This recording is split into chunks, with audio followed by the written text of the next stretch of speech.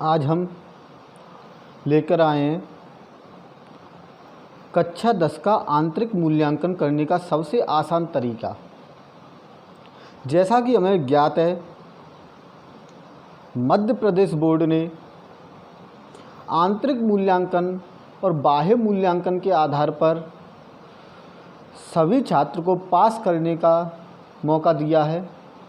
लेकिन इसमें सबसे बड़ी जो समस्या आ रही है वो है आंतरिक मूल्यांकन किस प्रकार करें। तो आंतरिक मूल्यांकन का सबसे आसान तरीका मैं आज आपके सामने लेकर आया हूँ। तो देखिए हम किस प्रकार आंतरिक मूल्यांकन करें कक्षा 10वीं का। मैंने कुछ कॉलम और रो बनाए हुए हैं और सब्जेक्ट के नाम लिखे हुए हैं: हिंदी, अंग्रेजी, संस्कृत, गणित, विज्ञान और सामाजिक विज्ञान। और इधर हाफ ईयरली और प्री बोर्ड के जो एग्ज़ाम हुए उनके मार्क्स, फिर सेकंड नंबर पर यूनिट टेस्ट के जो मार्क्स आए हुए हैं उन वो रखे गए हैं। थर्ड नंबर पर जो प्रोजेक्ट के मार्क्स दिए गए हैं उनको रखा गया है। प्रोजेक्ट और प्रैक्टिकल में से प्रोजेक्ट और प्रैक्टिकल दोनों के मार्क्स हैं। जैसे अन्य विषयों में हिंदी, अंग्रेजी, संस्कृत, गणित और सामाजिक विज्ञान में प्रोजेक्ट्स के मार्क हैं, जबकि विज्ञान में प्रैक्टिकल के मार्क्स हैं। फिर हमने फोर्थ नंबर पर टोटल, इन सब का टोटल रखा गया है। फिर फिफ्थ नंबर पर इनको OMR सीट में किस प्रकार हम इनको भरें वो बताया गया है। तो देखते हैं। फर्स्ट रो में हमने हाफ ईयरली और प्री बोर्ड में से किसी एक एग्ज़ाम का हमें रिजल्ट रखना है। जैसे किसी विद्यार्थी का हिंदी में 65 नंबर आते हैं, किसी विद्यार्थी के हिंदी में 65 नंबर आते हैं, अंग्रेजी में 54 नंबर आते हैं, संस्कृत में 58 नंबर आते हैं, गणित में 62 आते हैं, विज्ञान में 56 आते हैं और सामाजिक विज्ञान में 60 नंबर आते हैं। फिर हमें करना क्या है, जो भी नंबर आते हैं इनके, उनका हमें आधा करना है, हाफ करना है। जैसे 65 नंबर आए, हिंदी में 65 नंबर आए तो उसका आधा यानी 2 से डिवाइड करके हमने 32.5 कर दिया। अंग्रेजी में 54 आते हैं तो 2 से डिवाइड किया, 27 नंबर आए। संस्कृत में 58 आए तो इसको 2 से डिवाइड किया तो 29 आए। 62 को हमने 2 से डिवाइड किया तो 31 नंबर आए। विज्ञान 56 नंबर आए हैं, 2 से डिवाइड किया तो 28 नंबर आए। और सामाजिक विज्ञान 60 नंबर आए हैं तो 2 से डिवाइड करके हमने 30 नंबर रखे। इस प्रकार हमने जो भी मार्क्स आए हैं उनका आधा करके यहाँ पर रखा गया है। फिर सेकंड नंबर पर यूनिट टेस्ट में हमें, जैसे हमारी किसी भी यूनिट में, जैसे प्रत्येक सब्जेक्ट के किसी भी यूनिट में मान लो तुम्हारे 3 या 4 से अधिक यूनिट टेस्ट हुए तो उनमें से जिसमें सबसे ज़्यादा नंबर हों उन नंबरों को हमें इसमें रखना है। जैसे हिंदी में किसी व्यक्ति के 10 में से 7 नंबर आते हैं, अंग्रेजी में 10 में से 6 आए हैं, संस्कृत में 10 में से 8 आए हैं, गणित में 10 में से 6 आए हैं, विज्ञान में 10 में से 7 आए हैं और सामाजिक विज्ञान में 10 में से 6 आए हैं। इस प्रकार हमें इसका पूरा 100% तक करना है और 100% का 30% निकाल के हमें इसमें रखना है। जिस प्रकार किसी के 10 में से 7 आए हैं तो इसका 100% कितना हुआ, 100 में से 70। अब इसका 30% कितना होगा 100 में से 70 का, 21 नंबर होगा। तो इस प्रकार हमने क्या है, ज़्यादा लंबी प्रक्रिया ना करके हमने सबसे 3 से मल्टीप्लाई कर दिया, 3 से गुणा कर दो। जैसे 10 में से 7 आए हैं तो 3 से गुणा करेंगे तो 21 हो गए। 10 में से 6 आए हैं तो 3 से गुणा करेंगे तो 18 हो जाएंगे। 10 में से 8 आए हैं तो 3 से गुणा करके 24 होगा। 10 में से 6 आए हैं तो 3 से गुणा करके 18 हो जाएगा। 10 में से 7 आए हैं तो 3 से गुणा करके 21 हो जाएगा। और 10 में से 6 आए हैं तो 3 से गुणा करके 18 हो जाएगा। तो इस प्रकार हम क्या करते हैं, यूनिट टेस्ट के नंबर रख सकते हैं। हमारा तीसरा जो कॉलम है उसमें है प्रोजेक्ट या प्रैक्टिकल के मार्क्स रखने हैं। तो ये हमें 20 में से रखने हैं। प्रोजेक्ट और प्रैक्टिकल के जो मार्क्स हमें रखने हैं वो 20 में से रखने हैं।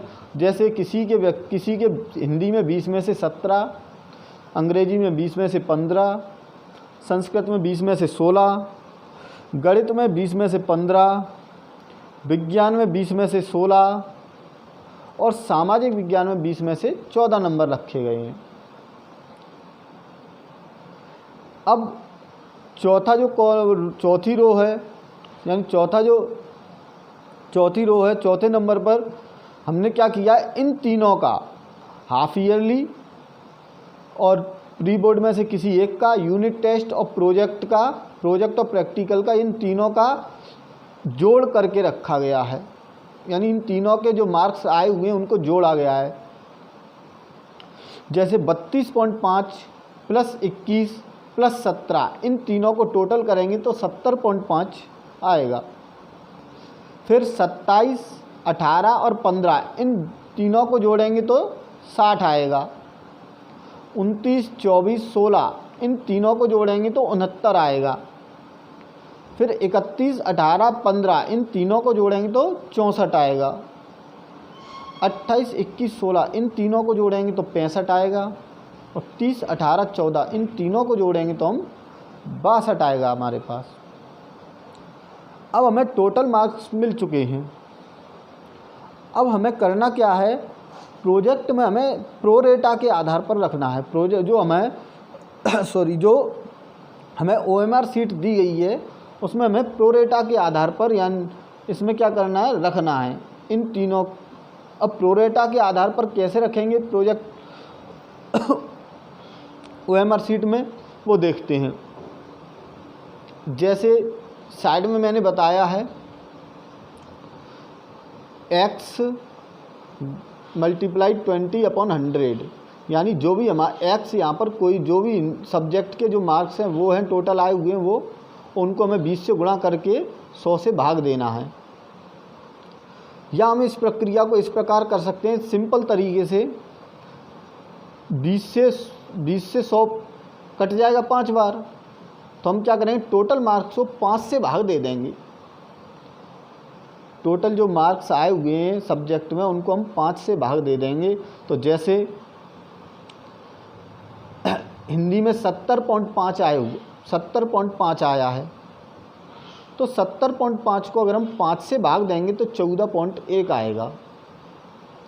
इसी प्रकार अंग्रेजी में 60 आए हैं, तो 60 में अगर हम 5 से भाग देंगे तो 12 आएगा। संस्कृत में 69 आए हैं, तो हम 69 को 5 से भाग देंगे तो 13.8 आएगा। 64 में 5 से भाग देंगे, गणित में 64 आए हैं, तो 64 में अगर हम 5 से भाग देंगे तो 12.8 आएगा। विज्ञान में 65 आए हैं, तो 65 को हम 5 से भाग देंगे तो 13 आएगा। इसी प्रकार सामाजिक विज्ञान में 62 आए हैं, तो 62 को हम 5 से भाग देंगे तो 12.4 आएगा। इस प्रकार हमें क्या मिलेंगे, प्रोरेटा के आधार पर OMR सीट में भरने के लिए जो नंबर मिलेंगे वो हमारे यहाँ पर 1, 2, 3, 5वें कॉलम में हमें OMR सीट के नंबर भरने। 5वें जो कॉलम में जो नंबर मिले हैं वो हमें OMR सीट में भरने। जैसे किसी के 14.1 आया है, अब मान लो पॉइंट में तो हमें OMR सीट में भरना नहीं है, तो इसके लिए हम क्या करेंगे, 5 जो अगर पॉइंट के बाद 5 से नीचे आता है तो हम उसको 14 रख सकते हैं, यानी उसके लगभग रख सकते हैं। और 5 से ऊपर आता है तो उसके आगे जो लगभग है उसको रख सकते हैं। जैसे 14.1 आया है तो हम इसको पॉइंट में ना रख के, दशमलव में ना रख के, इसको हम सीधा 14 रख सकते हैं। OMR शीट में हम इसको 14 भर सकते हैं। ऐसे ही OMR शीट में हम 12 भरेंगे। अंग्रेजी का जो कॉलम होगा उसमें 12 भरेंगे। संस्कृत में 13.8 आया, ये 5 से ऊपर, यानी पॉइंट के बाद 5 से ऊपर आया 8, तो हम इसको 13.8 की जगह हम इसको 14 भर सकते हैं।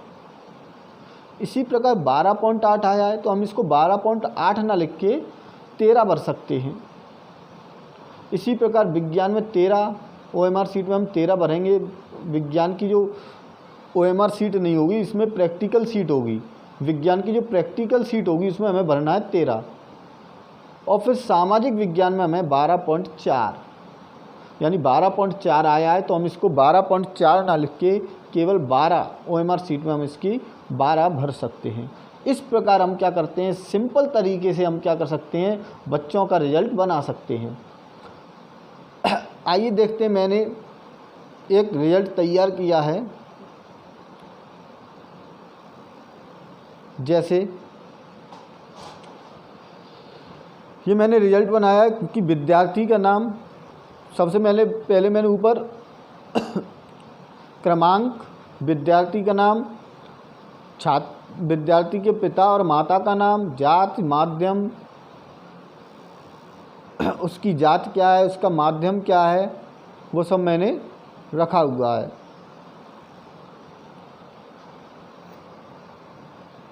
फिर उसके बाद मैंने उनके सब्जेक्ट हिंदी, अंग्रेजी, संस्कृत, गणित, विज्ञान, सामाजिक विज्ञान जो भी है वो रखे हैं।